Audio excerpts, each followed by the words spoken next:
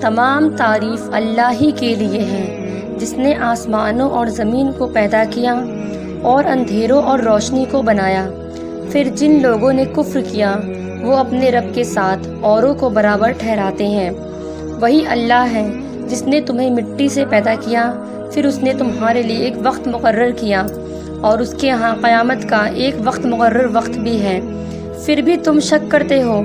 اور وہی اللہ ہے آسمانوں اور زمین میں، وہ تمہاری چھپی اور ظاہری سب باتیں جانتا ہے، اور وہ جانتا ہے کہ جو کچھ تم کماتے یا کرتے ہو، اور ان لوگوں کے پاس ان کے رب کی نشانیوں میں سے کوئی نشانی ایسی نہیں آئی جس سے انہوں نے منہ نہ موڑ لیا ہو۔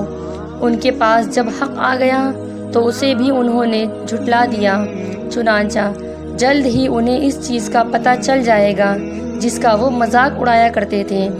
کیا انہوں نے نہیں دیکھا کہ ان سے پہلے ہم نے کتنی ہی قومیں ہلاک کر دیں جنہیں ہم نے زمین میں ایسی طاقت دی تھی جو تمہیں نہیں دی، اور ہم نے ان پر موسلا دھار بارش نازل کی اور نہریں بہائیں جو ان کے نیچے بہتی تھیں۔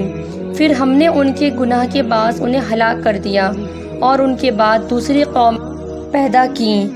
اور اے نبی صلی اللہ علیہ وسلم، اگر ہم کاغذ پر لکھی ہوئی کوئی کتاب آپ پر نازل کرتے ہیں، پھر وہ اپنے ہاتھوں سے اسے چھو کر دیکھتے تو جن لوگوں نے کفر کیا وہ ضرور کہتے کہ یہ تو کھلا جادو ہے، اور ان کافر لوگوں نے کہا کہ اس نبی پر کوئی فرشتہ کیوں نہیں اتارا گیا، اور اگر ہم فرشتہ اتارتے تو سارا معاملہ ہی ختم ہو جاتا، پھر ان کو ذرا مہلت نہ دی جاتی۔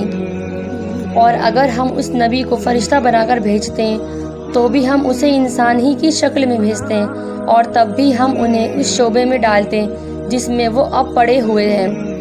اور اے نبی صلی اللہ علیہ وسلم، یقیناً آپ سے پہلے رسولوں سے بھی مذاق کیا گیا، پھر ان میں سے جن لوگوں نے مذاق کیا تھا انہیں اس عذاب نے آ گھیرا جس کا وہ مذاق اڑاتے تھے۔ اے نبی، کہہ دیجئے تم زمین میں گھومو پھرو، پھر دیکھو جھٹلانے والوں کا انجام کیا ہوا۔ ان سے پوچھئے جو کچھ آسمانوں اور زمین میں ہے وہ کس کے لیے ہے؟ کہہ دیجئے اللہ ہی کے لیے ہے۔ اس نے مخلوق پر مہربانی کرنا اپنے اوپر لازم کر لیا ہے۔ وہ قیامت کے دن تمہیں ضرور جمع کرے گا جس میں کوئی شک نہیں۔